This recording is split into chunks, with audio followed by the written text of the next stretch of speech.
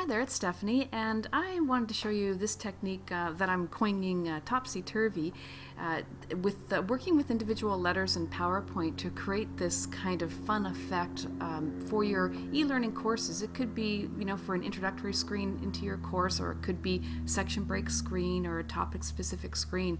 In any case, it's probably best for a subject matter that's either I don't know whether it be high school or lower level, or it could even be for corporate, but it's the subject matter would have to match, obviously, the tone that this particular style creates. So it is a fun kind of tone and a little bit of humor in there as well, particularly if you animate what you see here.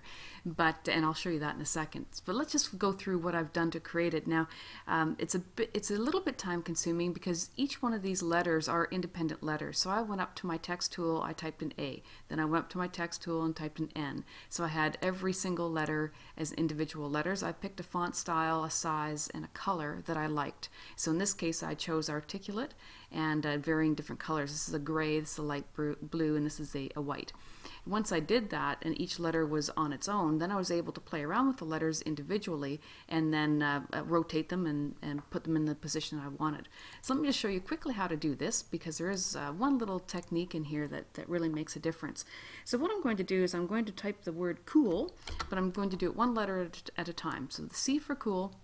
I'm going to change the font style to be articulate. I'm just popping up to my menu here to say articulate bold, because it actually works quite well for this effect, and pump it up to 54, and I'm going to change the color to white. And now once I've done that, there's the first letter.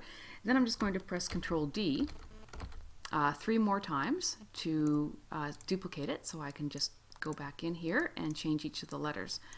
Oops, let me just move that over. There we go. So O and another O. I guess I didn't have to duplicate that one, but anyways, and L. So cool.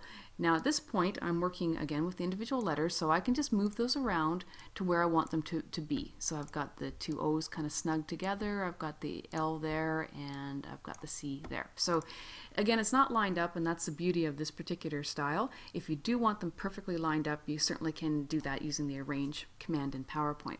Now I've done this, but it doesn't look anything like this. And the reason why is because it's just a flat white.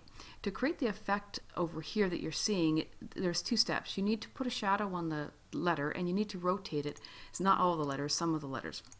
So let's work with this first O. We want that first O to be at the top. So you're also working with your layers. Some are on top and some are below. So I'm going to bring this O to the top, and then I'm just going to right click on the O, choose Format Shape, go into my shadow menu, and then just choose one of the presets. Now in this case it's going to be sitting at the top, so I want it to have a defined shadow on the right hand side because it's sitting on top of the other O. So if I grab this outer diagonal bottom right, you can see it creates that shadow effect right there. So it's clearly sitting above the other O.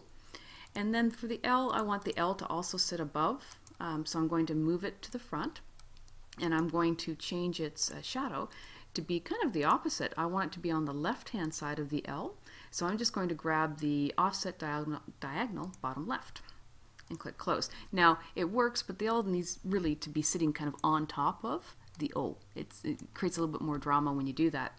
I also haven't rotated any of these letters, so if you just rotate them slightly, then you can start to have some fun. Even the first letter over here, let me just grab it here, the C, just grab that handle and just rotate that slightly. I don't know which way I want to go. I have to play around with it to, each one. And then on this one, I probably would do a shadow too, just to give it some dimension, because it is looking a bit flat. They can stay flat, I guess. Not all of them have to have a shadow, but I'll put an outside shadow, and it just creates a very subtle little bit of dimension. So that's how you create the effect. And again, you can move those letters around, you can make them larger, thicker, different font styles, and you can see this R down here doesn't have any effect on it. It's just sitting behind with 2 letters wrapped around, some rotation, different shadowing. Now if you add an animation, then you can have some even more fun. So let me just play this back. Now in Screener, you're not going to get the whole effect, the bouncing. I've used 4 different or 5 different styles here. So some are flying in, some are bouncing in, but you can see either I can work with all the letters at once like I did with introduction, or you can work with individual letters. So it does give you a lot more flexibility in letter position, letter style, letter rotation, and obviously the animation of the individual element too. So I hope you enjoyed this cool screener.